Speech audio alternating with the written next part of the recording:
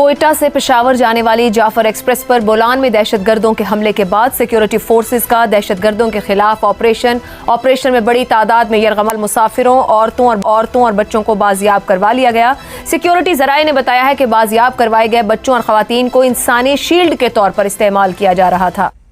Exclusive images on your screen. The first images from Pakistan. Baloch Liberation Army has released these images accessed by India today. A full-on train has been hijacked. Remember, not an aircraft. 9 bogies of a train in an area which is, as you can see, completely mountainous, hilly region. हम कहते हैं हमने बखिए उधेड़ दिए दुश्मन के। मोदी खड़ा होकर नेपाल में कहता है कि हमने पहले बांग्लादेश बनाया था और अब बलूचिस्तान है। आज जब सब दुनिया बोल रही है तो हुकूमत पाकिस्तान, खुद शहबाज शरीफ, आर्मी चीफ, इन सब के ऊपर एक क्वेश्चन आ गया। ये कहते हैं कि हमारे जो है वो फौज ने एक एक डब्बा में घुस के तो छुड़ाए हैं लोग। यार को खुदा का खौफ करो, उसकी फुटेज कहाँ है, उसकी तस्वीरें कहाँ हैं? क्या मीडिया नहीं था? क्या इनके पास वो कैमरे नहीं है जो अमेरिकन इनको दे के गए सर पे लगा के तो गन के साथ चलते हैं? सब झूठ बकवास है। मुझे बताइए, हिंदुस्तान में क्या नहीं होता? क्या हिंदुस्तान में रियासती दहशतगर्दी नहीं है? क्या कश्मीर के अंदर बेमजलूम इंसानों का खून नहीं बहाया जा रहा? क्या वहाँ पर मुसलमानों की ज़िंदगी अजाब नहीं है? क्या वहाँ क्रिश्चियनों के चर्चों को आग नहीं लगती? एक मुझे सहाफ़ी का नाम बताएं जिसने बैठ के कभी कहा हो कि भारतीय हुकूमत गलत कर रही है। ये हमारे यहाँ क्या रवाज निकल चुका है? कौन सी जर्नलिज्म है? ये कौन सी सहाफ़त है? मैं ईमानदारी से समझता हूं कि जो लोग इनकी करतूतों में जवाब ढूंढने की कोशिश कर रहे हैं वो इनसे ज्यादा बदतर दुश्मन है इस पाकिस्तान की कौम के। ये इंडिया चैनल मजे ले लेके मिर्च मसाले लगा लगा के बता रहे हैं कि जी ये हो गया वो हो गया। हम उनकी टीम को, विक्रांत गुप्ता आया, इतना प्यार दिया तो उसने अपने इंटरव्यू में कहा है कि मुझे शाहरुख जैसी फीलिंग हो रही है। ठीक है, वो हम उनके टीम को पैसे निशावर कर रहे हैं। इंडिया जीत गया, हमारा हमसाया जीत गया और हमारा हमसाया कि हमारे मुल्क में कोई वाकया हो जाए तो इनको तकलीफ होना चाहिए। ये जनाब खुशियां मनाना शुरू कर देते हैं। रजा साहब, हर हुकूमत बैरूनी हिमायत का इल्जाम लगाती है बलूचिस्तान के मामले को लेकर। अंदरूनी अवामिल की संगीनी को नजरअंदाज करके क्या मामले को अफगानिस्तान और भारत के जिम्मे लगा देना पूरा इंसाफ है इस मामले के साथ? बहुत कुछ करने की ज़रूरत है, बहुत बेहतर करने की ज़रूरत है। पॉलिसी पर हम बात करते रहेंगे। सबसे पहले इन लोगों के साथ बात नहीं हो सकती जिन्होंने बंदूक उठाई है। ये हमारे लिए मौत ढूंढ रहे हैं और हमें इनको मौत देनी होगी। जो इनके साथ नहीं है, जो कॉमन पॉपुलेशन है, जिनसे हमें ख़तरा है ये दूसरी तरफ ना चले जाएं, उनको हमें अलग करना होगा। उसके लिए बेहतर पॉलिसी बनानी होगी। हमें काउंटर एक्सट्रीमिज़म की पॉलिसी ज़रूर बनानी होगी। इस एलियनेशन को ज़रूर दूर करना होगा। लेकिन अहम मसला होता है कि इस एलियनेशन पर खेला कैसे जाता है, उस पर नैरेटिव किस तरीके से बनाए जाते हैं और उन नैरेटिव के बाद किस तरह से उन्हें भर्ती करके मुल्क से लड़ाया जाता है। इस पूरे प्रोसेस को हमें देखना होगा। देखिए, जिस तरह का अटैक हुआ है इसके लिए फ़ौजी लेवल की तरबियत और प्लानिंग चाहिए होती है। आम आदमी इसको प्लान नहीं कर सकता। दुरुस्त। इसके लिए मिलिट्री लेवल के इंटेलिजेंस भी चाहिए होती है। इसके लिए बेहतरीन वसाइल और असला भी चाहिए होता है। बेहतरीन तरबियत याफ्ता लोग भी चाहिए होते हैं। ये कहाँ से आ गए? ये उन इलाकों से आ गए जहाँ कोई प्रॉपर हाई स्कूल भी नहीं है। ठीक, किसने इनको तरबियत दी है? किसने इस लेवल की तरबियत दी है? ज़रा आप बैनुल अक़वामी नेक्सस ज़रा देखिए। कुर्दों से इनका ताल्लुक़ है, आप इससे बैनुल अक़वामी डांडे मिला लीजिए। अफ़गानिस्तान में इनका कमांड एंड कंट्रोल है बिल्कुल उस तरह जिस तरह 1973 में सदर दाऊद ने दिया था जब बगावत हुई थी 1973 से 1977 तक वाली, उसी तरह का वहाँ कमांड है। ईरान की भी हम बात सुनते रहते हैं वक्तन फ़वक्तन। तो हमें क्या करना होगा? फॉरेन पॉलिसी के लेवल पर भी इनसे डील करना होगा। अफ़गानिस्तान को कीमत देनी होगी इसकी और कीमत बढ़ानी होगी। ईरान को कम अज़ कम न्यूट्रलाइज करना होगा और मेरे ख्याल उस पर काम भी हुआ है। दुरुस्त। फिर तुर्की और चीन जैसे जो हमारे दोस्त हैं उनको इस्तेमाल करना होगा। टेक्नोलॉजी का बेहतरीन इस्तेमाल, इंटेलिजेंस को हमें उस लेवल पे ले जाना होगा कि इसराइल से भी हम आगे निकल जाएं। ठीक हो गया। देखिए, एक ऑपरेशन तो ऑलरेडी लॉन्च हुआ है, लेकिन उसके ऊपर भी चूंकि हमारे वो सो कॉल्ड जो सहाफत के मिनारे हैं उन्होंने जिस किस्म की बकवास, जिस किस्म का रेडिक्यूल करने की उसको कोशिश की थी, मुझे अच्छी तरह से याद है, और उसको माइल्ड करवा दिया था। मेरे ख्याल से उसी ऑपरेशन को स्ट्रेंथन करने की जरूरत है।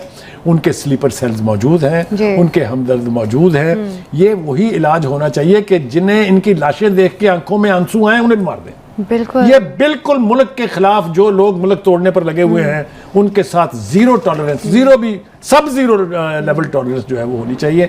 अगर आप रियायत करेंगे तो आपके मुल्क की सरहदें नाकायम रहेंगी। बिल्कुल, इन तमाम तर चीज़ों पर जीरो टॉलरेंस होनी चाहिए। बैरूनी मामलात को पॉइंट आउट करना भी बनता है, लेकिन इंटरनल जो मामलात हैं उनको भी सॉर्ट करना बहुत ज़रूरी है। और बलूचिस्तान में जिस वक्त सूरत हाल बन रही है, उम्मीद जाहिर की जा सकती है कि कल वज़ीर आज़म सरफराज बुगटी साहब से मुलाकात भी करने जा रहे हैं ताकि दहशतगर्दी के अनासर को जल्द अज जल्द काबू पाया जा सके। जी जी जी, आप इजाज़त दें मुझे। जी जी, वो ये कि जिन लोगों ने बाहर की ये वेबसाइट्स, इंडिया की वेबसाइट से उठा के यहाँ खबरें चलाई हैं, जितने भी वो सोशल मीडिया हैंडलर्स हैं या जितने भी वो नेशनल मीडिया के लोग हैं, उनके खिलाफ एक्शन अगर आपने ना किया तो ये बार बार होता रहेगा।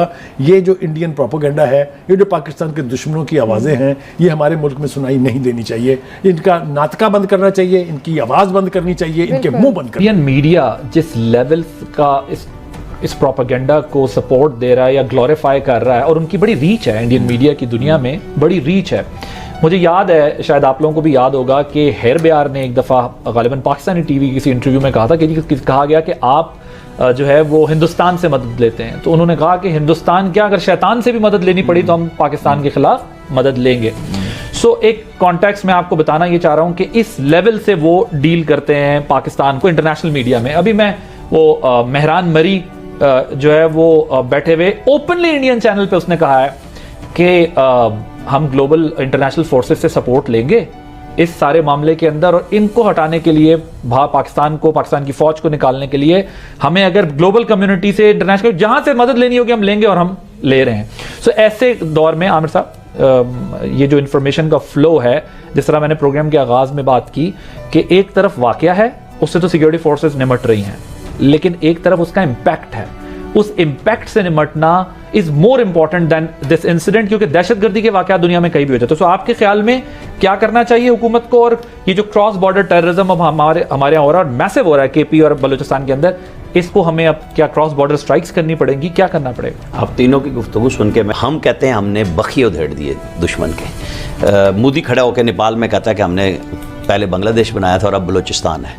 अच्छा, हम अपनी किसी की आवाज़ सुनने को तैयार नहीं है। मतलब आज सिचुएशन ये है कि अख्तर मैंगल अगर वहाँ बैठे हैं थाने में अंदर जाके, तो सरफराज बुगटी कहाँ है?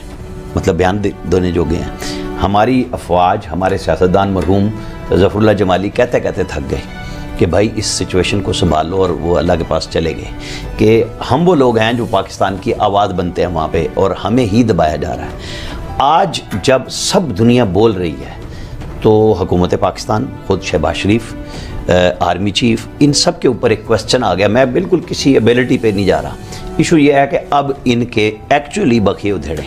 आपने सियासत करनी है, जो मर्जी कराते रहें, लेकिन पहले इनको तो मारे ना, जो लेके बैठे हुए हैं इस वक्त। ज़ाहिर है कि ऑपरेशन मुश्किल है कि वो कह रहे हैं उनका। नमस्कार दोस्तों, स्वागत है आप लोग का हिंदुस्तान स्पेशल के एक और नए वीडियो में। दोस्तों, जब से ये खबर आई है कि पाकिस्तान में जो जो ट्रेन है उसको हाईजैक कर लिया, तब से पूरी दुनिया में फ्रंट पेज पे काफ़ी ज़्यादा इस न्यूज़ को फैलाया जा रहा है। लेकिन पाकिस्तान जो कि शुरू के दिनों में जो है, शुरू के घंटों में जो है वो ये कहने स्टार्ट कर दिया था कि ये सब फेक न्यूज़ है। कुछ ही समय बाद खुद पाकिस्तानी मीडिया ये मानने को तैयार हो गया कि यहाँ पे जो भी चीज़ें हुई हैं वो सब रियल है। अब पाकिस्तान से ये खबर आ रही है कि लगभग जितने भी आतंकवादी थे उन सबको तो ढेर कर दिया गया है, लेकिन जो पाकिस्तान की आर्मी पर काली पुता है वो पूरी दुनिया में इसके ऊपर बातें चल रही, क्योंकि पाकिस्तानी आर्मी के नाक के नीचे जो है वो पूरी ट्रेन को हाईजैक करना, ये बहुत बड़ी बात है। और यही पाकिस्तानी मीडिया कह रहा है कि भारत जो है प्रोपेगेंडा सिर्फ और सिर्फ कर रहा है और हमें इस प्रोपेगेंडा को रोकना चाहिए। लेकिन जिस तरीके से हाईजैक हुआ है उससे कहीं ना कहीं पूरी दुनिया में ये बात तो चल गई है कि पाकिस्तानी आर्मी पूरी तरीके से कैपेबल नहीं है टेररिज्म को रोकने के लिए। लेकिन फिर भी पाकिस्तान जो है वो ये बात तो कर रहा है कि हम जो है वो पूरी तरीके से कैपेबल है। लेकिन अगर हम पाकिस्तान के आर्मी चीफ आसिम मुनीर की बात करें तो आसिम मुनीर का एक भी स्टेटमेंट अभी तक इस पर नहीं आया है। आसिम मुनीर सिर्फ से भारत के खिलाफ बात करने के लिए लिए आता है। जब भी पाकिस्तान में टेररिज्म या फिर टेररिस्ट अटैक होता है तब वो इस प्रकार की बातें बिल्कुल भी नहीं करता, और इसीलिए पाकिस्तान जो है वो एक तरफ तो ये बात कह रहा है कि भारत प्रोपेगेंडा कर रहा है, लेकिन दूसरी बात वो इस बात को भी मान रहा है कि जो टेररिस्ट है वो भी अटैक बहुत ज़्यादा हो गया है, और पाकिस्तान जो कि टेररिज्म रैंकिंग में नीचे से दूसरे स्थान पे आ गया है। मतलब आप समझ सकते हैं कि पाकिस्तान की स्थिति कहाँ पहुँच गई। तो दोस्तों बस आज के वीडियो में इतना ही। वीडियो को लाइक और चैनल हिंदुस्तानी स्पेशल को सब्सक्राइब कर लें, क्योंकि हम आपके लिए इंटरेस्टिंग वीडियो लाते रहते हैं। मिलेंगे इस वीडियो से, तब तक के लिए हिंदुस्तानी स्पेशल।